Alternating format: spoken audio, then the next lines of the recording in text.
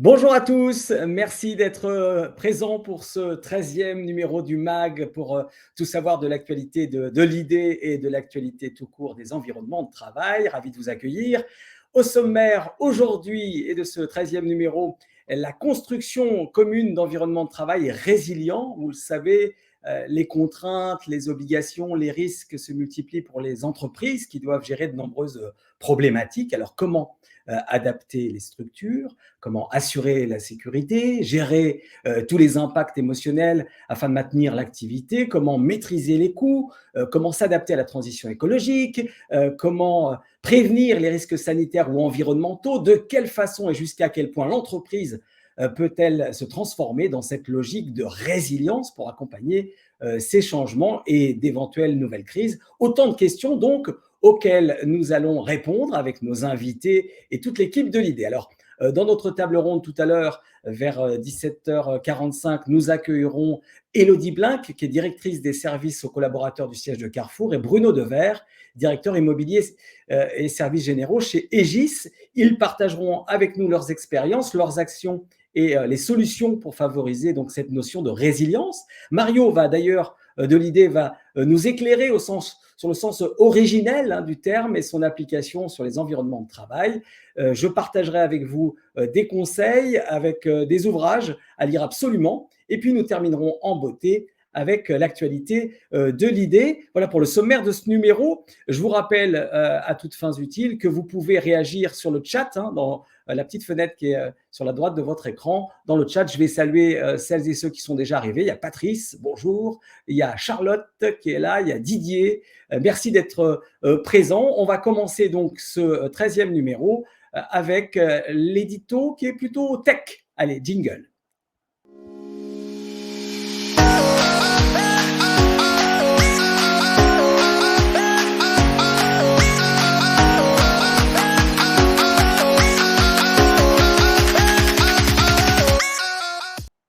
Alors, ce n'est pas à vous que je vais apprendre que l'environnement de travail du collaborateur doit s'adapter et se transformer pour répondre à tous ses besoins et à toutes les contraintes et tous les risques pour que chaque collaborateur puisse donner le meilleur de lui-même et se sente bien dans son travail. Favoriser cette qualité de vie au travail va dorénavant de pair avec une culture d'entreprise résiliente ou une résilience organisationnelle. Et les leviers pour la construire, cette résilience, d'après les études récentes, repose sur certains piliers. Le premier, une direction efficace, car la résilience culturelle commence par des dirigeants engagés qui comprennent et soutiennent les employés. Un manque de soutien de la part de la direction crée des risques de désengagement et donc une faiblesse de culture d'entreprise. Il faut donc créer un lien fort entre les dirigeants et les employés pour assurer des communications verticales et horizontales harmonieuses. L'un des outils les plus utilisés pour initier cette culture est le Digital Workplace que vous connaissez, un espace dédié, une page, un groupe, une communauté au sein de l'intranet, par exemple, comme ça peut se faire, un lieu qui peut être exploité pour partager des infos sur l'entreprise. Et dans le même temps, les employés peuvent y échanger directement avec leurs supérieurs. Et comme les salariés se connectent et collaborent constamment au sein de leur communauté professionnelle, de plus en plus d'entreprises offrent aussi un lieu dédié pour partager les intérêts des employés, créer des liens sociaux avec tous les collègues qui ne se côtoient pas forcément au quotidien. Alors ce type d'outil active naturellement le deuxième levier qui nous intéresse, celui de la transparence et de la communication. Après avoir obtenu le soutien des dirigeants, votre organisation va pouvoir appliquer la transparence à toutes les communications internes. Les cultures résilientes intègrent la communication comme un outil puissant pour susciter un comportement positif dans l'organisation et créer des conversations ouvertes autour de l'éthique et des valeurs de cette même entreprise. Ensuite, et pour garantir des communautés professionnelles équilibrées, on encourage les employés à séparer le travail de la vie personnelle. C'est devenu de plus en plus difficile avec le télétravail notamment. Au lieu d'encourager les employés à rester discrets avec leurs ressentis, on favorise ainsi un environnement de travail plus social, plus sûr. Enfin, dernier levier important dans la gestion des connaissances, c'est la résilience qui détermine la performance et l'adoption. Comment atteindre des taux de performance élevés si on ne s'adapte pas aux innovations? C'est pour ça que c'est très tech, hein, cet édito. La gestion des connaissances est un pilier très important pour renforcer la résilience. C'est ce qui ressort des dernières études aux États-Unis. Grâce au cloud notamment, le partage des connaissances est plus facile et touche un plus grand nombre d'employés, tout en permettant de stocker ces connaissances en toute sécurité. Bref, l'aspect tech, c'est une chose. Il y a d'autres aspects qu'on va explorer de cette notion de résilience tout à l'heure avec nos invités. Mais pour le moment, et pour revenir, j'ai envie de dire, aux fondamentaux, nous allons découvrir avec Mario Fernandez l'histoire de cette notion de résilience. Jingle.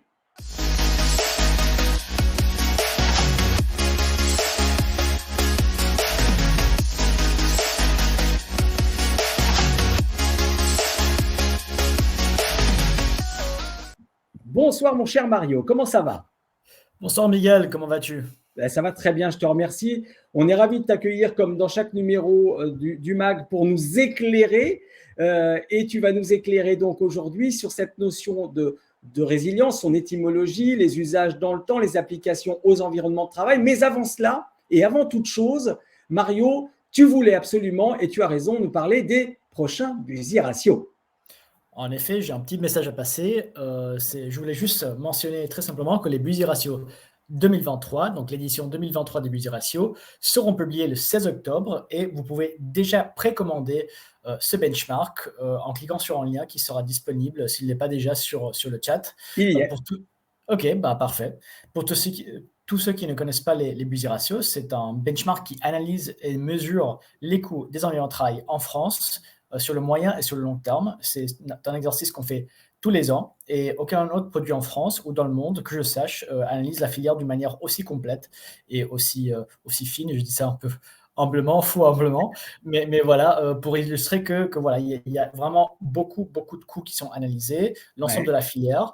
Et donc voilà, donc n'hésitez pas à commander ce benchmark. Et si vous avez des questions, n'hésitez pas à vous rapprocher du pôle études ou de moi-même via email, par exemple. Vous pouvez me contacter via l'adresse mail qui se trouve sur le slide.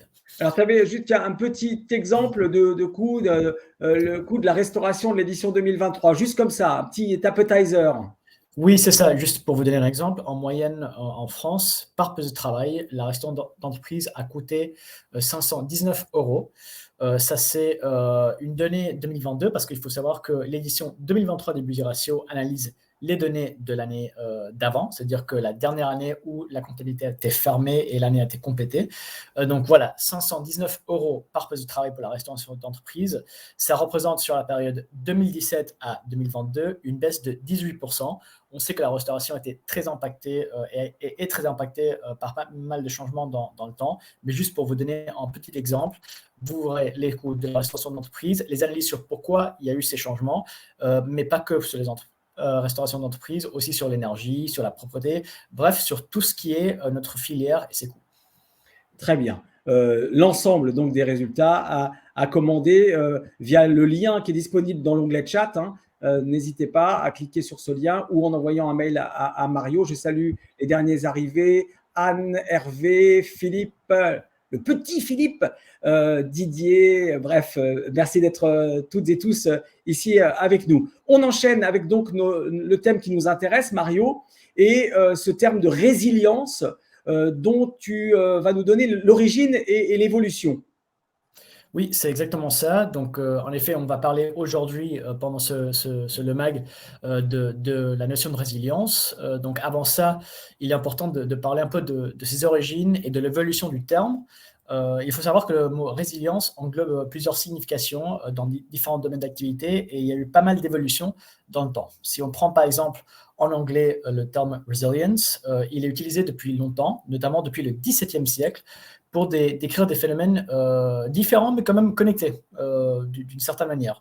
Par exemple, le philosophe Henry More utilisait le terme pour parler de la capacité d'une personne à surmonter la misère et le péché. Oula. On habitait dans une société un peu plus religieuse qu'aujourd'hui, peut-être. Dieu nous garde. Mais voilà. Voilà. Donc voilà, il y avait un côté éthique, moral, circonstanciel. En revanche aussi, il y avait un côté scientifique, puisque Francis Bacon utilisait le terme quand il parlait de physique. Et ici, il faisait référence à la capacité d'un objet à résister à un choc ou à une déformation. Donc voilà, on avait en anglais à une certaine époque des significations différentes. Ouais. Aujourd'hui, en français, on utilise la résilience de deux manières. La première étant la capacité à résister à un traumatisme, et aussi, la deuxième partie de cette définition, la capacité de se reconstruire ou de rebondir après ce traumatisme. J'utilise le terme traumatisme d'une manière assez large, hein, puisque dans le temps, et surtout au 20e et au 21e siècle, le concept et l'application du terme résilience s'est étendu à d'autres domaines, comme par exemple la psychologie, l'économie, la sociologie, l'écologie aussi, aujourd'hui, c'est dans l'air des temps, mais il y a vraiment plein d'applications sur les origines. Ouais. Et donc, cette notion est aussi valable et applicable à nos environnements de travail. Tout à fait, on peut appliquer et on applique la notion de résilience dans notre filière et dans les environnements de travail. Comme tu as mentionné avant, Miguel, les organisations s'intéressent de plus en plus à la résilience au travail, car elles doivent s'adapter à un monde en constante évolution, marqué par des crises, par des incertitudes, par des changements parfois très très rapides, et maintenant, aujourd'hui, par les enjeux climatiques et écologiques qui, certes, ne datent pas juste d'hier, mais c'est un sujet qui prend de l'ampleur. Donc voilà, un environnement de travail résilient dans ce contexte fait référence à un cadre professionnel et organisationnel qui est capable de faire face avec succès à tous ces défis, aux perturbations et aux changements éventuels, internes ou externes, tout en préservant en même temps une stabilité, mais aussi la productivité et le bien-être des employés et des occupants des bâtiments. Et en parlant de tout ça, pour les bâtiments, justement, peu importe s'ils sont neufs, rénovés ou reconstruits, ils doivent être conçus et ils doivent opérer d'une telle manière qu'ils puissent faire face à des événements qui peuvent perturber leur fonctionnement, comme justement des extrêmes climatiques, mais aussi, par exemple, des cyberattaques, qui est aussi malheureusement une tendance dans toute l'économie, mais parfois dans certains secteurs un peu plus.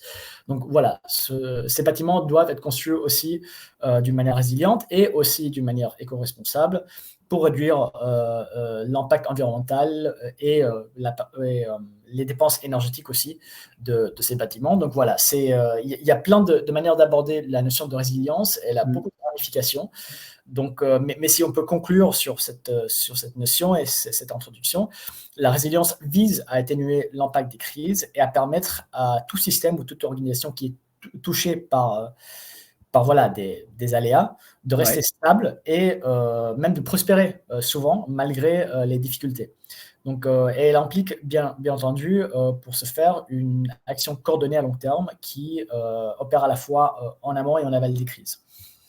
Très bien. Merci Mario pour tous ces éclaircissements justement sur cette notion de résilience. On va pouvoir entrer dans le vif du sujet, dans le détail justement de comment on l'appréhende et comment on gère tous les tenants et les aboutissants que tu évoquais dans ta présentation avec nos invités. Merci beaucoup Mario. Je rappelle, mfernandez@id.fr pour en savoir plus sur les prochains Busy Ratio et le lien qui est dans le chat. Je salue Thierry qui vient d'arriver. Je salue le Hervé qui pose une première question. Vous savez quoi, cette question, on va la garder pour nos deux invités qui arrivent et qui vont nous offrir une table ronde et leur retour d'expérience. Mario, un dernier mot ?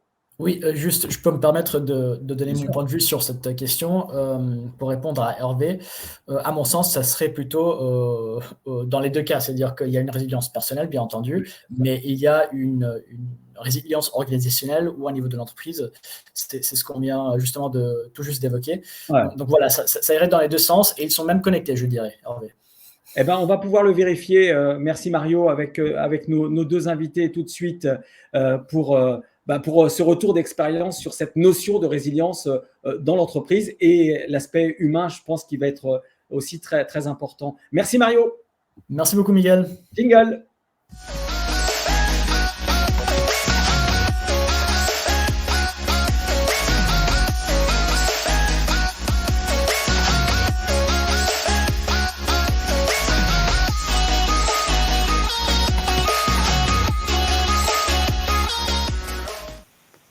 Voilà, nos deux invités viennent de nous rejoindre. Ils ont leur jingle. C'est pas beau, ça. Je suis ravi d'accueillir Élodie Blinck, directrice des services aux collaborateurs chez Carrefour, et Bruno Dever, directeur immobilier et services généraux chez Egis, qui est aussi un membre actif de l'idée, puisqu'il est trésorier adjoint et pilote du club immobilier. Bonjour à tous les deux. Bonjour Miguel, bonjour à tous. Bonjour Miguel. Merci d'être là, merci d'être avec nous. Vous avez déjà pu entendre ce qui s'est dit jusqu'à maintenant dans ce premier quart d'heure et les premières questions qui arrivent auxquelles vous allez pouvoir répondre. Allez-y, pendant toute cette table ronde, n'hésitez pas à poser vos questions à Élodie et à Bruno qui vont nous donner leur retour d'expérience donc sur ces axes d'action de résilience globale qu'on évoquait au sein de l'entreprise. Comment maîtriser les coûts, comment faire face aux problèmes climatiques et toutes les conséquences que ça implique, comment garantir la cybersécurité des environnements de travail, comment garantir des environnements sains et sûrs pour tous les employés. Avant, peut-être, Élodie, pour commencer, cette notion de résilience, qu'est-ce que ça veut dire pour vous et qu'est-ce que ça veut dire chez Carrefour ? Du coup, pour moi, en tout cas en particulier, et chez Carrefour, donc il faut savoir dire que ma direction est rattachée à Jérôme Nanty, donc qui est le DRH du groupe. Ouais. Donc forcément, la priorité elle va être donnée sur la partie humaine et sociale, qui est extrêmement importante, en tout cas dans toutes les actions qu'on peut mettre en place et innover au quotidien. Et pour ce faire, le prisme, en tout cas, qui est pris au niveau de ma direction, c'est vraiment faciliter l'équilibre des vies qu'on peut avoir pour l'ensemble de nos collaborateurs. C'est vraiment notre leitmotiv et tout ce qu'on met en œuvre au quotidien. C'est un heureux hasard en soi, mais c'est ce que d'ailleurs pointe du doigt Hervé dans le chat, je le vois, c'est cette résilience, il demandait où ça se situe au niveau personnel, au niveau de l'entreprise et son adéquation. Et sa deuxième question induite, l'importance du lien à l'entreprise dans sa vie personnelle, comment en appréhender les limites pour que l'un et l'autre n'empiètent pas dans sa vie privée et publique. Ça rejoint ce que tu étais en train de dire, Élodie. Je dis vous, car je pense que Bruno va avoir aussi cette même prérogative, le côté humain. Bonsoir à tous. Tout d'abord, effectivement, je trouve que je profitais, qu'on parle de résilience, pour justement rendre hommage à tous les acteurs de l'environnement de travail. On est sur une fonction support qui nécessite, on est au service des autres. On est là pour essayer non seulement de répondre aux besoins, voire d'arriver à les anticiper, et pour effectivement créer du bien-être, en tout cas réduire tous les inconvénients et donc effectivement apporter cette notion. Maintenant, donc effectivement, la question était tout à fait pertinente et après on en parlera un petit peu plus, savoir au niveau des entreprises, comment on met en place un certain nombre de choses. Moi, effectivement, en ce qui me concerne, alors dans mon poste précédent, j'étais rattaché en tant que directeur immobilier au DRH du groupe. Donc, on était vraiment dans cette notion humaine. Chez Egis, je suis rattaché au directeur de la transformation du groupe, Egis, c'est un groupe en pleine transformation. Il y a plein de différents sujets liés à l'activité, au business propre. Mais l'immobilier est partie intégrante de cette transformation. Tout simplement parce que, et principalement depuis 2-3 ans, l'accélération, je dis souvent effectivement que le Covid n'a pas modifié l'évolution, mais l'a accéléré. Et donc, effectivement, cette transformation des modes de travail est capitale. Dedans, je citerai en exemple le télétravail, par exemple, l'étendue a été énorme en termes de pratique. Nous, par exemple, on met en place des formations adressées aux managers pour les aider à gérer le télétravail de leurs équipes, gérer le mode hybride entre effectivement les personnes qui vont être plutôt au bureau, celles qui vont vouloir faire peut-être plus de télétravail, arriver à se retrouver, à créer des moments de convivialité. Et puis après, en parallèle, je pourrais citer aussi un autre exemple, c'est ce que tu disais, Miguel, c'est effectivement créer du collectif, créer d'événements. Et par exemple, Egis est un des partenaires des JO. Et donc, depuis quelques mois, on soutient 4 athlètes. Et depuis quelques mois, on a créé des événements en interne, de temps en temps d'ailleurs avec ces athlètes, pour créer du collectif qui est un petit peu en dehors du quotidien travail, mais qui finalement regroupe tout le monde autour de cette notion de sport. Et on sait, là, c'est pas le débat ce soir, mais le parallèle entre le sport et l'entreprise, avec finalement beaucoup de similitudes entre les deux aspects.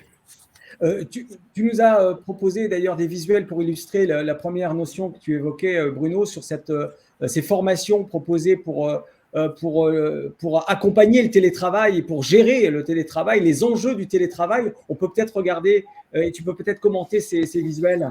Enfin, les commenter, je pense que je vais. Ils se suffisent à eux-mêmes. Effectivement, c'est ce qui reprenne pourquoi les personnes font du télétravail. On est alors chacun en fonction de. Il y a une notion de proximité du lieu de travail qui, effectivement, si on habite loin du lieu de travail, faire du télétravail, finalement, on gagne du temps, on gagne de la fatigue, un certain nombre de choses. On arrive pour certaines personnes mieux à se concentrer chez soi. Donc, c'est effectivement déjà être conscient du pourquoi.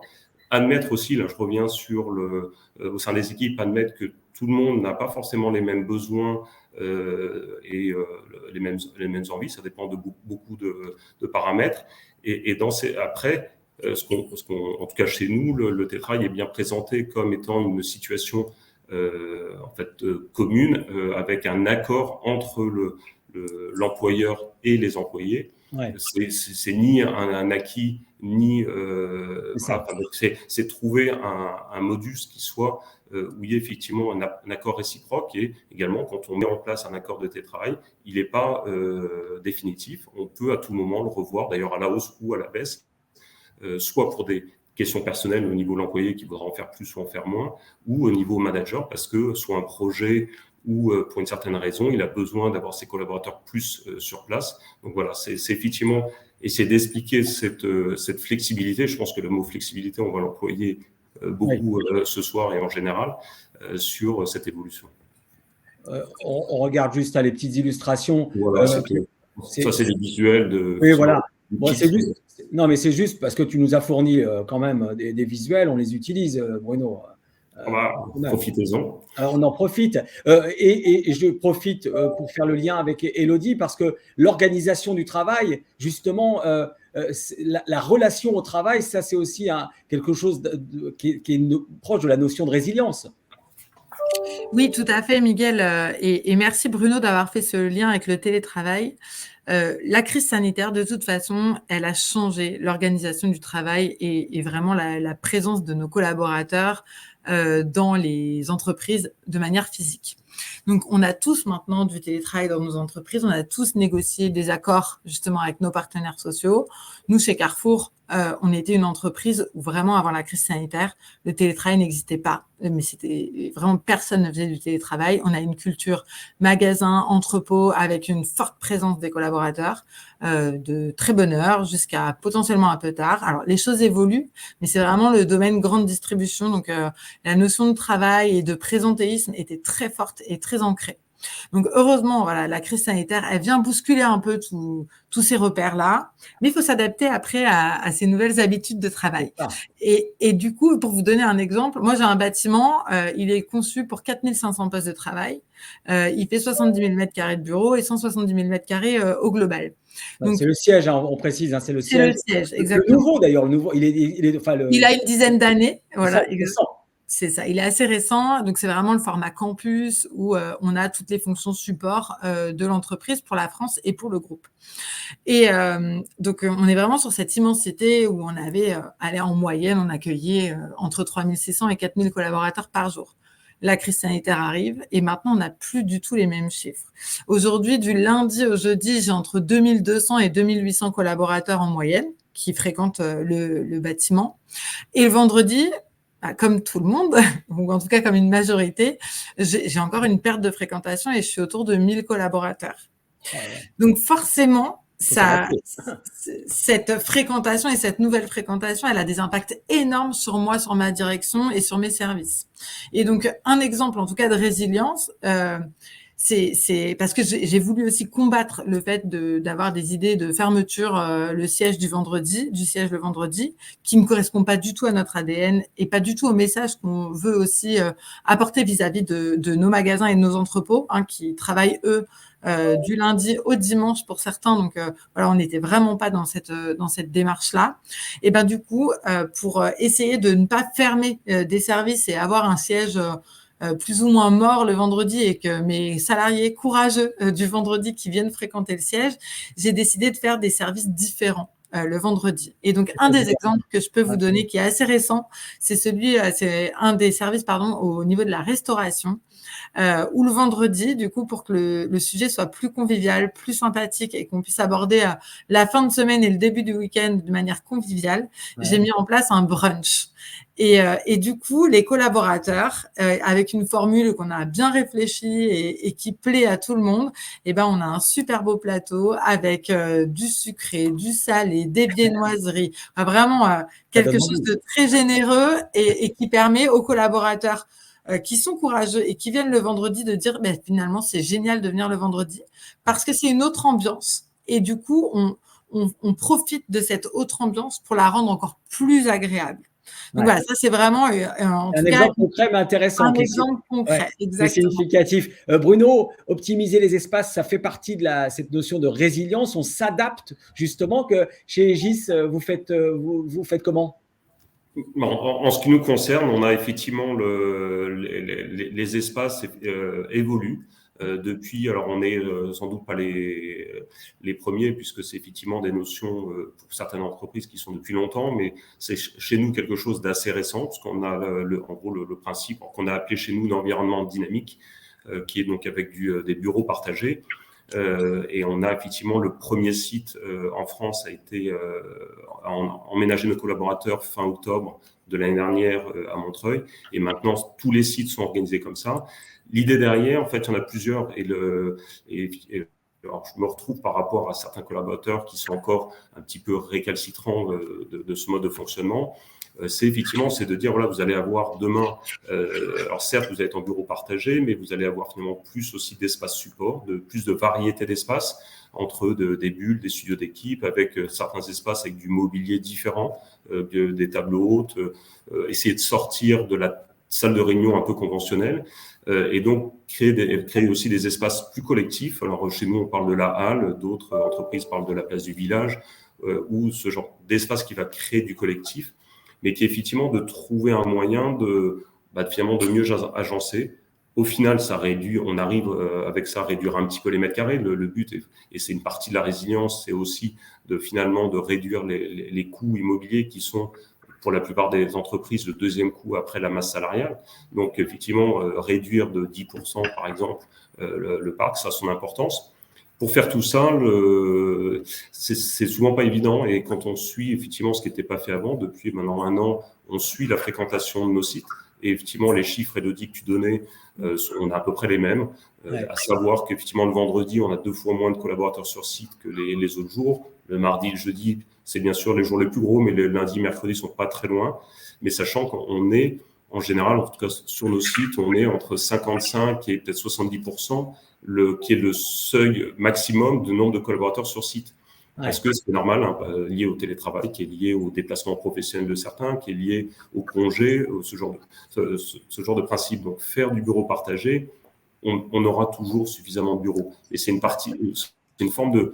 Alors qu'on peut prendre sous l'aspect résilience, qui peut, d'ailleurs, j'ai vu la question, le commentaire de Mario, mais d'autres, ça peut être vu comme négatif, mais pas forcément, parce que moi, en interne, ce que je défends, c'est que cet nouvel environnement et finalement rend plus attractif nos bureaux, il nous donne plus envie que des bureaux très cloisonnés. Et donc voilà, donc, quand on peut s'adapter et quand on est justement en bureau non attribué, on va pouvoir, par exemple un vendredi où il y a moins de monde, certains collaborateurs vont pouvoir se rassembler dans un espace pour éviter d'être chacun à un bout d'un plateau. Voilà, il y a plein de mesures. Alors je retiens la notion du brunch pour le vendredi qu'on n'a pas encore mis en place, mais que je trouve une excellente idée. Et qui permet, parce que je suis également, c'est une question qu'on s'était posée de fermeture éventuellement le vendredi des sites. Moi, je suis pas partisan parce qu'effectivement déjà ça concentre tout le monde sur 4 jours de la semaine et non plus sur 5. Après, moi, aller le vendredi sur un site, j'entends les deux. Certaines personnes me disent il y a personne, je vais rester en télétravail, et d'autres au contraire me disent j'adore le vendredi parce que finalement c'est plus calme, je suis plus tranquille et je peux plus me concentrer. Mais pour revenir, puisqu'on était sur le brunch, Élodie, ça doit coûter cher, ça, par rapport à nos notions de résilience liées à l'inflation. Comment vous faites? Parce que Non, du coup, en fait, les aspects économiques, de toute façon, on les a bien travaillés avec les achats, puisqu'on est aussi challengé depuis finalement la fin de cette crise sanitaire. Les contrats, en fait, n'étaient pas adaptés, étaient plus adaptés. Donc, on est passé par une phase d'appel d'offres sur l'ensemble des services et ça continue et on continue.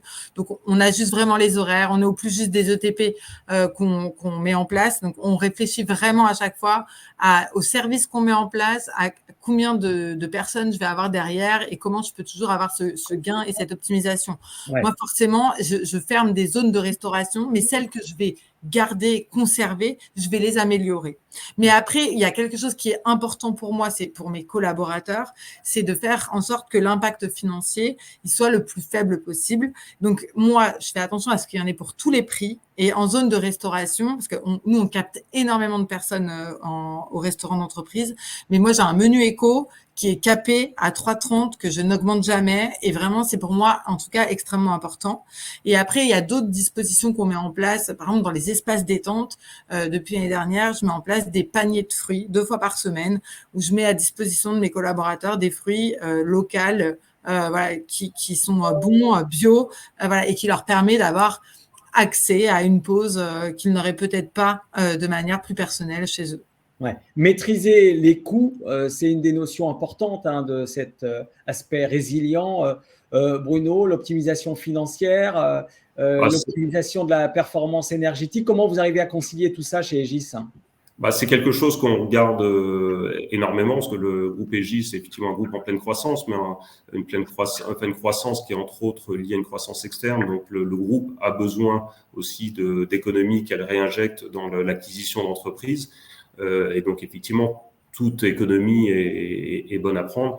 Et pour ce faire, effectivement, on essaye, en tout cas, c'est le mandat, effectivement, de chaque responsable, soit de BU, soit d'entité, d'optimiser. Pour ça, je remets une couche sur les budgets ratios qui sont, en tout cas, moi, quelque chose que j'ai mis en place en arrivant avec mes responsables de pôle et particulièrement sur la partie gestion des immeubles et ce coût des prestations, sachant qu'effectivement, on est en multi-sites.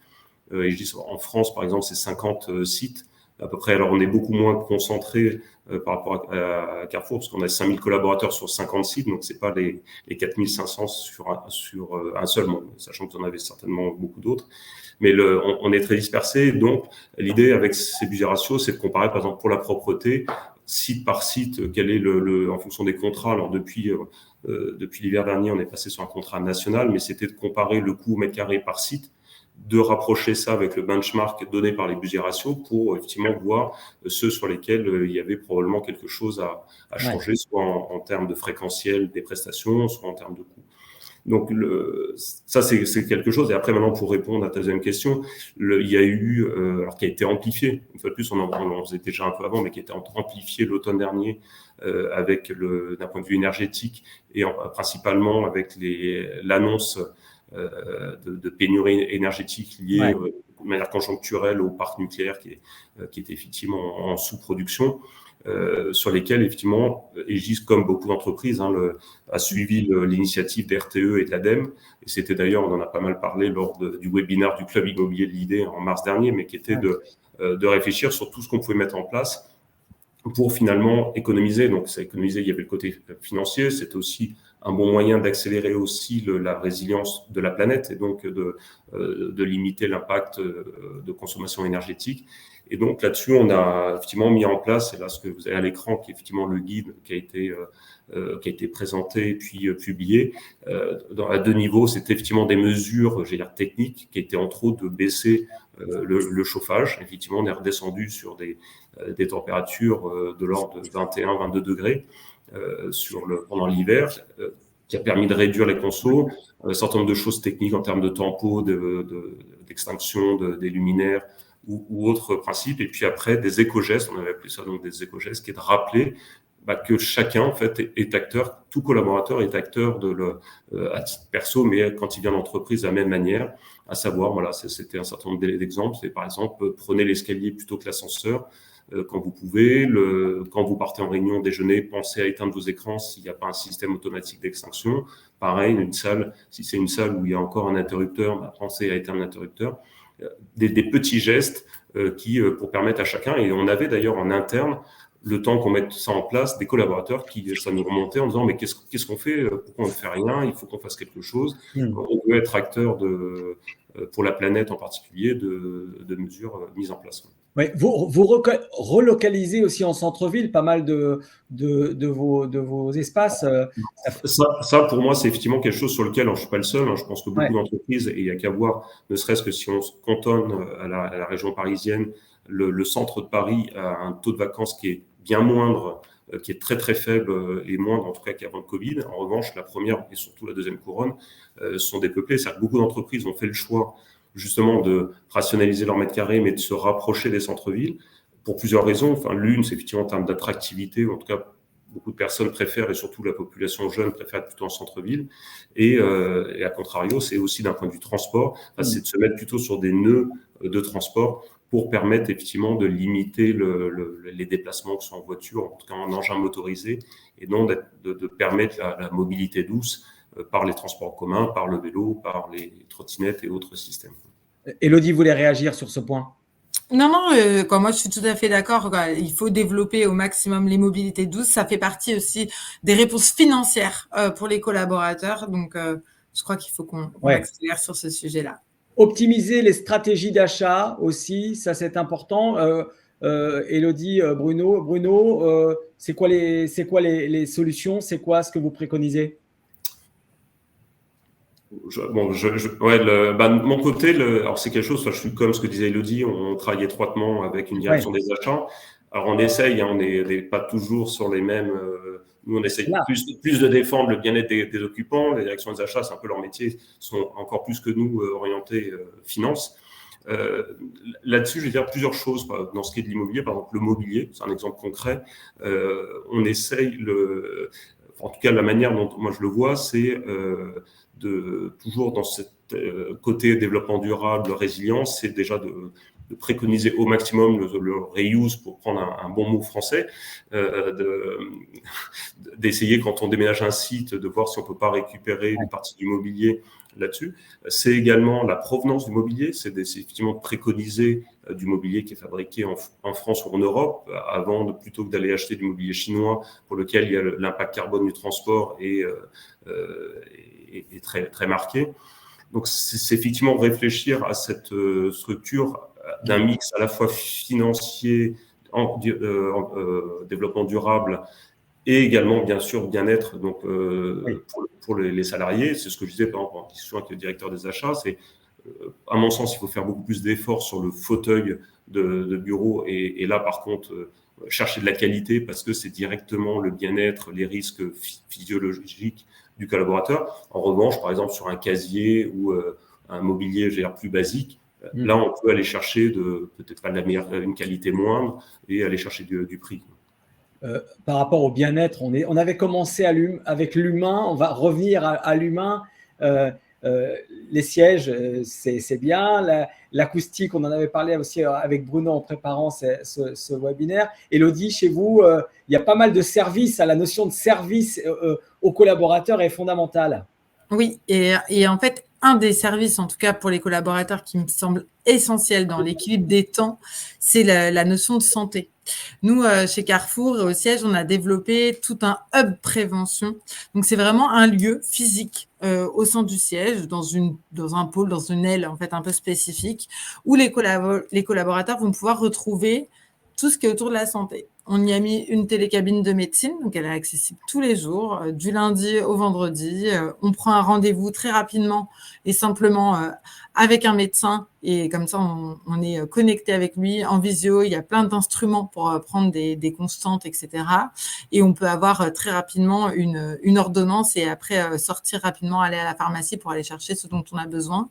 Donc ça, c'est un premier service. Après, on a plein de services différents avec des praticiens, donc ostéopathe, naturopathe, nutritionniste, maître Reiki, bref, un peu différentes spécialités qui peuvent exister, qui permet aux collaborateurs de prendre des rendez-vous sur son lieu de travail pendant son temps de travail. On a principalement une population de cadres, donc qui a une adaptation forcément de ces horaires de travail et qui simplifie en fait le lien avec la santé et le bien-être. Après, on a dans ce même pôle, on a une salle de sieste qui permet aux collaborateurs de pouvoir se reposer ou de pouvoir aussi faire un peu voilà, différents moments de repos. Et on a aussi mis le cocon d'allaitement à cet endroit-là. Donc ça, c'est vraiment un nouvel espace qu'on vient d'inaugurer, qui est plutôt destiné aux mamans de retour de congé maternité qui désirent concilier la reprise du travail et continuer à allaiter leur enfant, donc à pouvoir tirer leur lait pendant le moment du travail. Et donc, on a mis tout un espace très cocooning pour accueillir ces nouvelles mamans. Et également aussi un opticien, voilà, qui permet de faire ses lunettes de vue ou solaire. Ouais. Et voilà. Et donc, tout ça, en fait, c'est vraiment, en tout cas, une partie santé qui est extrêmement importante. Et après, rapidement, on a d'autres services qui permettent aux collaborateurs toujours d'avoir cet équilibre de vie, en tout cas d'être bien au travail. On a une crèche, on a la chance d'avoir une crèche d'entreprise avec 85 berceaux, 1000 mètres carrés de surface d'accueil et de jeu pour les enfants. On a une salle de sport, une conciergerie, quoi. On essaye d'avoir tout sur place pour que les collaborateurs ils sont bien.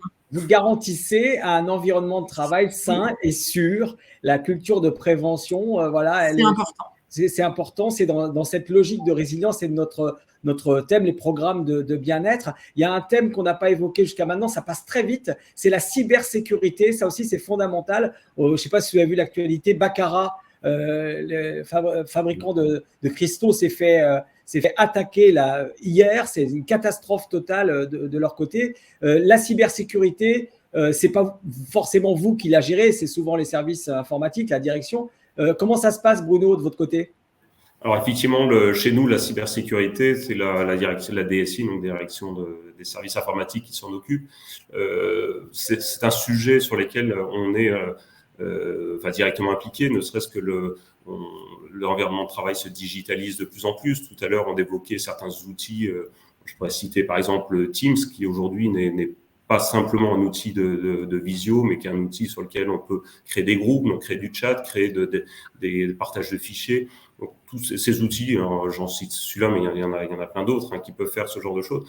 On déploie aussi, nous, des outils digitaux de gestion du parc immobilier, en fait, pour gérer nos plans d'occupation, pour gérer nos baux, pour gérer pas mal de choses. Et en fait, tous ces outils, pour beaucoup d'ailleurs, sont des applicatifs en mode SaaS et qui nécessitent d'être interconnectés. Donc, c'est souvent un sujet assez épineux parce qu'effectivement, on est obligé de voir ça avec la DSI, avec aussi tous les sujets RGPD qui vont derrière.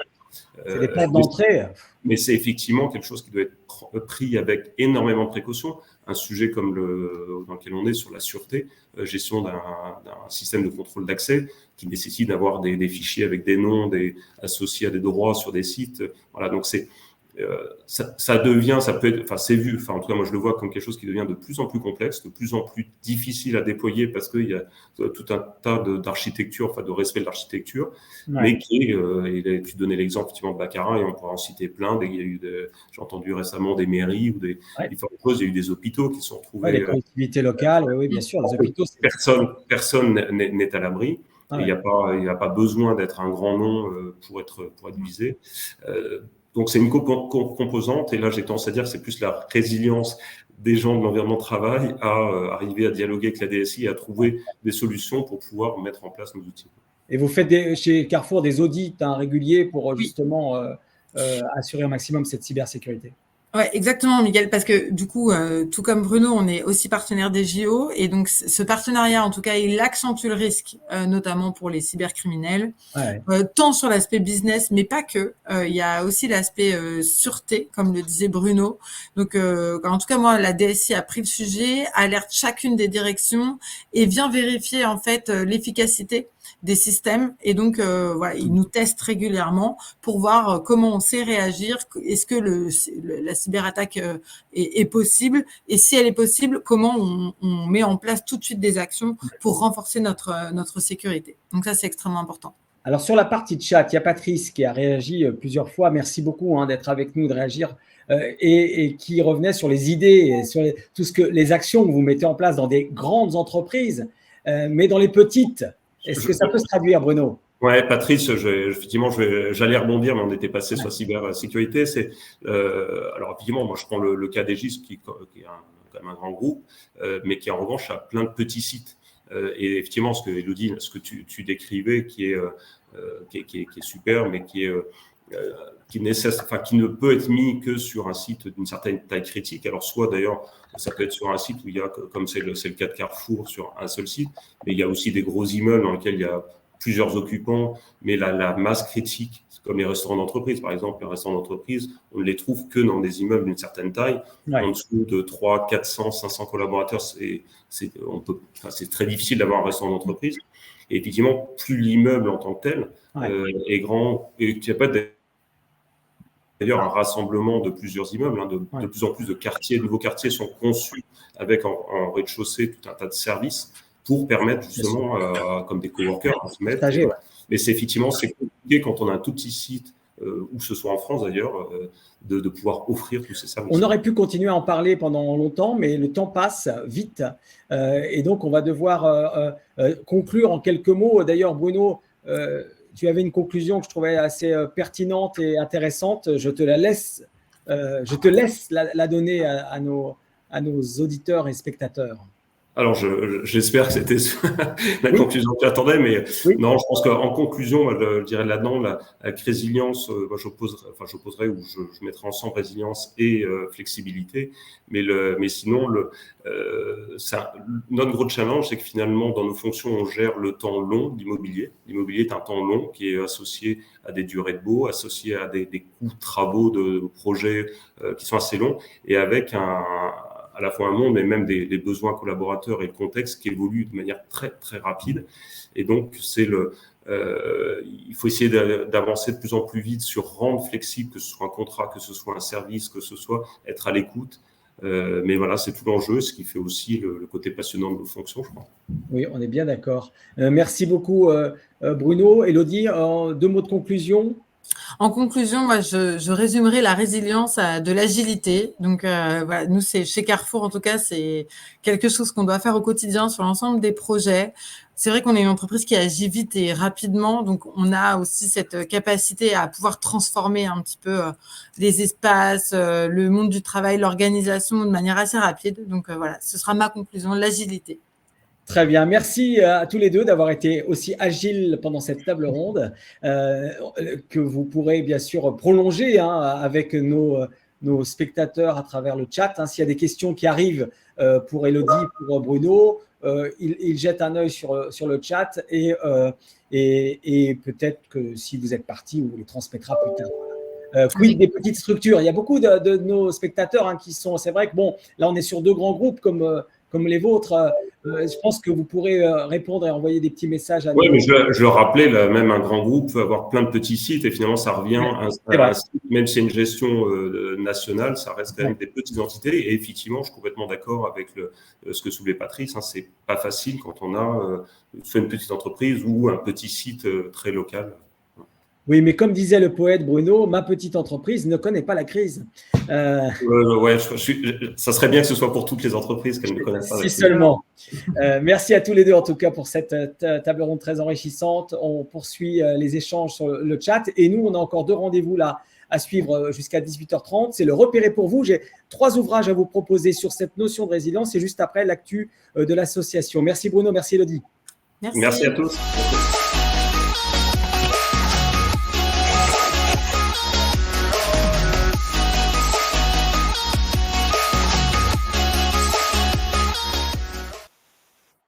Voilà, on essaie de vous éclairer sur cette notion de résilience. Hop, voilà, on passe et on arrive au repérer pour vous avec 3 ouvrages, disais-je. Donc, le premier s'intitule « L'entreprise résiliente, risques globaux et sanitaires ». C'est un ouvrage de 500 pages. Vous preniez le temps de le lire, qui est paru en juillet dernier, tout récent donc, qui entend répondre à cette batterie de questions qui nous intéressent sur le devenir de l'entreprise. Ça a été réalisé dans le cadre d'un programme de recherche qui a été lancé par le réseau national des maisons des sciences de l'homme. Donc, avec pour objectif de croiser à la fois les regards, c'est pas celui-là, c'est pas l'entreprise sereine, c'est celui-là, ça sera après. On revient en arrière, l'entreprise résiliente, voilà, c'est celui-là.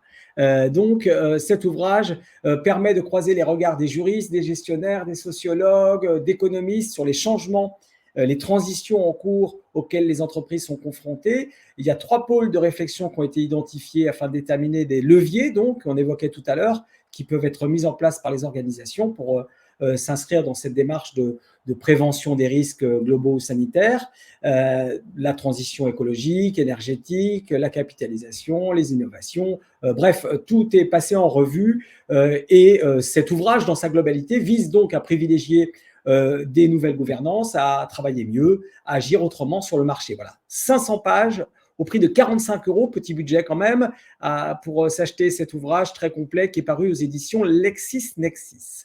Le deuxième conseil, deuxième repéré pour vous, voilà, la cyber-résilience en entreprise. J'en avais parlé dans l'édito, c'est une notion aussi qui est très importante. Si vous êtes concerné, intéressé par la cybersécurité, je vous conseille donc ce livre de Sébastien Déon, qui vient juste de paraître la semaine dernière, Cyber-résilience en entreprise, enjeux référentiels et bonnes pratiques, un guide destiné donc alors à celles et ceux que ça intéresse, mais aussi à ceux, bien sûr, qui sont en charge de mettre en œuvre la sécurité informatique.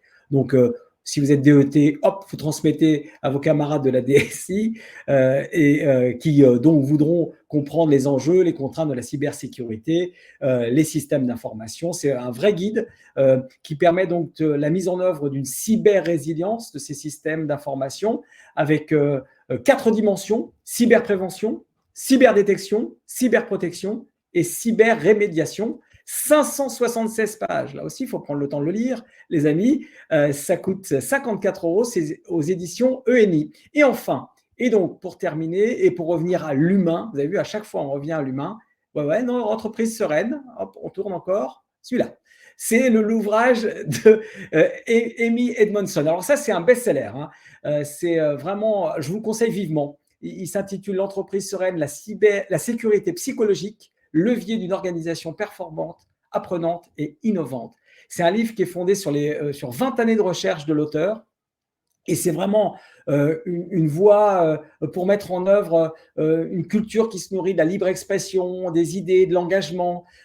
C'est vraiment un soutien pour les environnements de travail, la connaissance, l'apprentissage, l'innovation qui s'épanouissent ensemble parce que des gens se sentent bien, en sécurité pour apporter leurs idées. Les employés osent exprimer leurs préoccupations. Bref, l'auteur a identifié les façons dont la peur peut étouffer justement la créativité et le travail d'équipe. Elle offre beaucoup de conseils très éclairés, très pratiques. C'est vraiment un très bel ouvrage que je vous conseille vivement. Faites-le, vous l'offrir pour Noël. 264 pages aux éditions Pearson pour 29 € seulement et ça les vaut largement. Voilà pour le repérer pour vous. On mettra les références, bien sûr, sur le site. Si vous n'avez pas eu le temps de noter tout ça, vous regarderez sinon dans le replay. Allez, on termine en beauté. On a 5 minutes pour découvrir ensemble l'actualité de l'idée.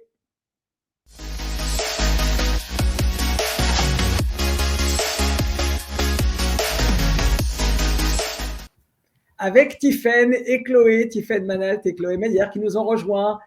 Bienvenue mesdames, ravi de vous retrouver. Bonjour à tous, bonjour Miguel. Bonjour Miguel.